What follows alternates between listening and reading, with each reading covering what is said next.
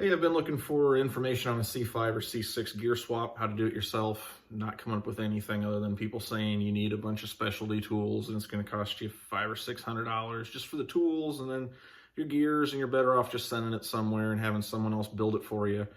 I'm new to the area I just moved into. I don't know anybody, and I really don't feel like shipping it off to the big name guys and spending $2,000 to have them go through it, replace bearings, everything that it probably doesn't need anyways. I don't have any grinding, howling. It's fine.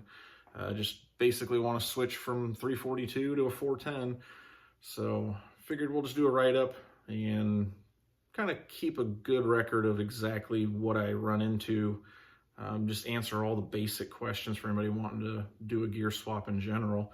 So if there are specialty tools and there's something we can't make, I guess then I have to send it off, but I don't see that being a problem. So we'll give her a shot and see how it goes.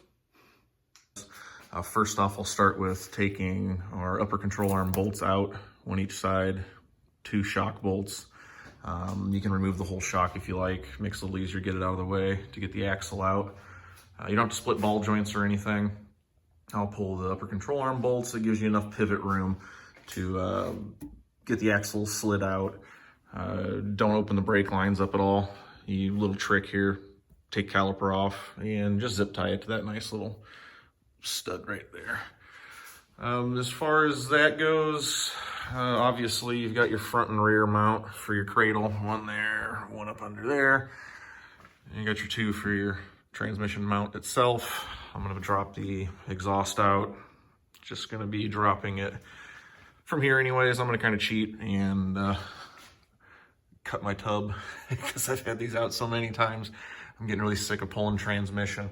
That is technically how you're supposed to do it. Since there's no clearance between that rear tub and the shaft to be able to get this thing actually off the transmission, usually you got to drop all the exhaust, take out your lovely cross brace in the tunnel there that the torque tube sits up above, and just makes it a kind of a pain in the butt. But if you don't want to cut into the car, then it's kind of something you have to do. Unplug your wiring, ebrake cables, all that stuff comes off really simple. I'll just kind of do an update here and there, pictures, that kind of thing, just to kind of show exactly how I'm getting it out. Transmission jack is absolutely a must if you're gonna be doing it up in the air anyways. Floor jack would work on the floor, of course. And if I missed anything, I'll definitely make a note of it. All right, just about ready to drop this cradle out. I got the exhaust down, took the sway bar down, made it easy to get the exhaust out. Nice little trick. Other than that, a couple little clips up top, leave all your brake lines in place. I actually got a trans jack onto the cradle, just a screw jack under the trans. Hold that up out of the way for me. But so far, just a pretty straightforward. Kind of scary. This is about all the hardware it takes to drop the whole rear end out of these cars, but makes it nice and easy for service work anyways. So I'll get this cradle down out of the way, and then we'll get on step 2 of actually pulling the diff out and start measuring to get that tub cut out. I'll update here in a bit. Not a whole lot to it, obviously. Yeah, if you want to take a second here, this block I actually put in, I don't know, 8 years ago when I got the car, before they had all those fancy trans mounts to help eliminate wheel hop. Just did a reinforced piece of polyurethane with steel inside, and where the factory weight used to be on the rear diff itself, I've tigged up this little bracket, put a rubber grommet in there, and works like a charm. That's actually the hole where the old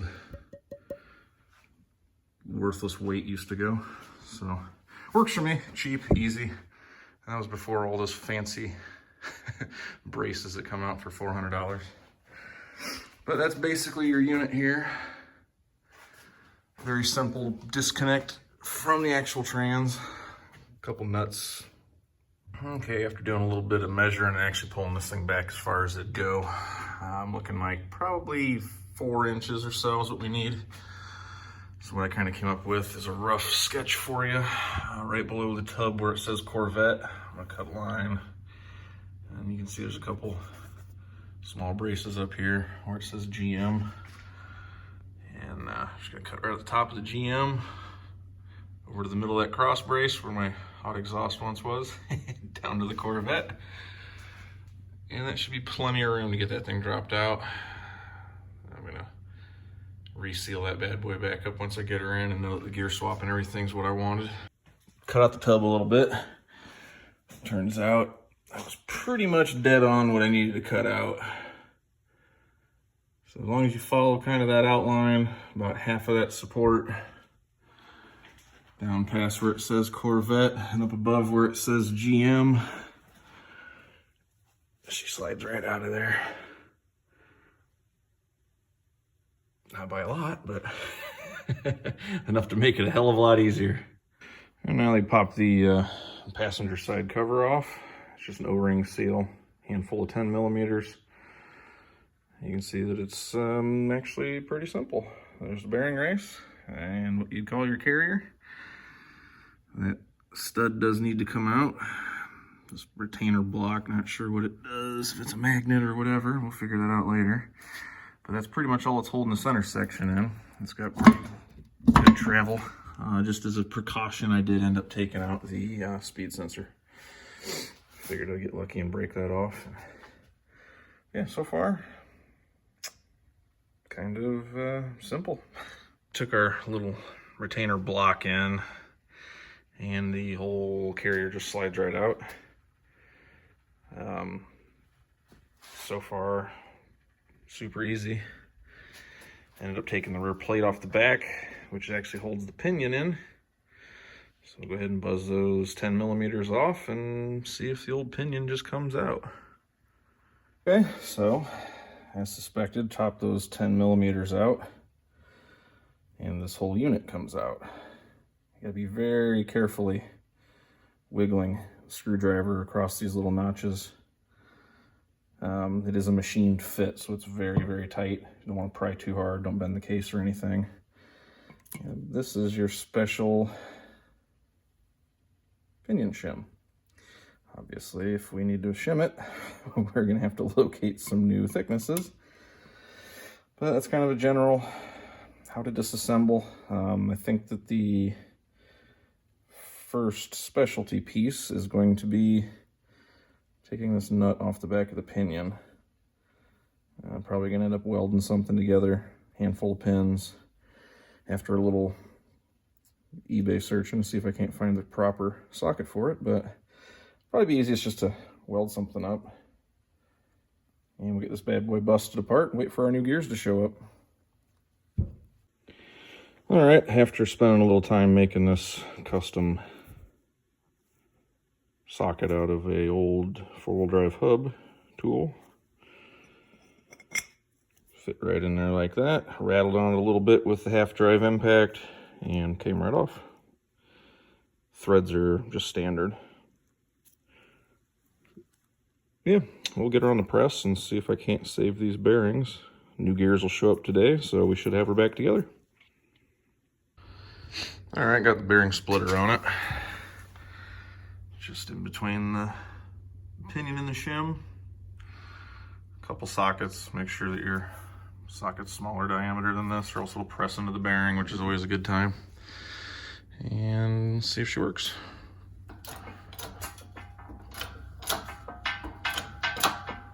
Yep, she's moving just as expected.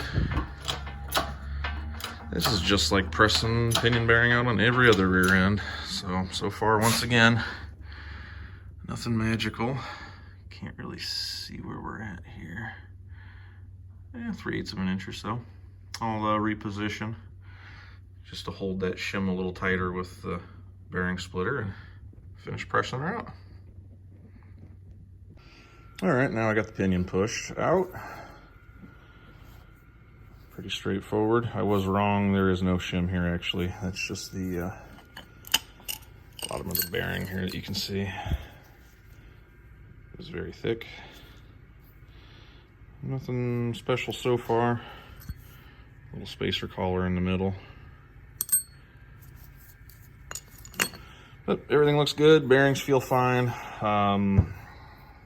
Motive does have an install kit that has all the shims, pinion, and the carrier bearing shims in case you need it with bearings. About 200 bucks.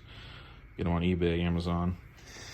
But we're going to put it back together with all the stock shims just to see if it's close, and hopefully I don't have to buy the install kit and this thing just plugs right back together. So far, only specialty tool needed other than a press. Let's see if I can find it here. Is a 2 3/4 inch 4-wheel drive hub socket and about 15 minutes of grinding. Grind your pins. And this thing rebuilds just like every other rear end I've ever opened up. Time to pull the ring off. Found out the bolts are just standard thread. So left, of course, Loctite it in. Impact makes easy work out of it. Buzz these out quick. The way I get the ring off of the carrier itself is just finger screw a cross pattern of 4 bolts in. Got a nice soft brass hammer. Lightly smack on it until it kind of breaks loose, walk it off. That's the best way I've found to pull them off there anyways without damaging anything. So I like to be able to keep these 342s in case the 410 isn't what I'm looking for.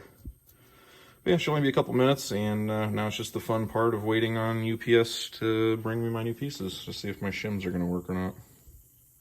Figured I'd show you how to take this ring off while I had it. Stick the socket back on. Got my nice big hammer here and just lightly hit it. Should start to separate. These are actually not horribly pressed onto the carrier, so they're coming out pretty easy. That's all there is to that. The ring should pretty much just fall off at this point. Yep.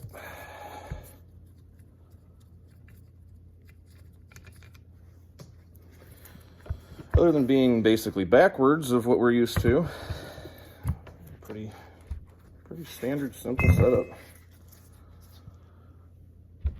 And there we have it. Mystery solved, assuming I don't have to buy new shims. We'll keep our fingers crossed for that.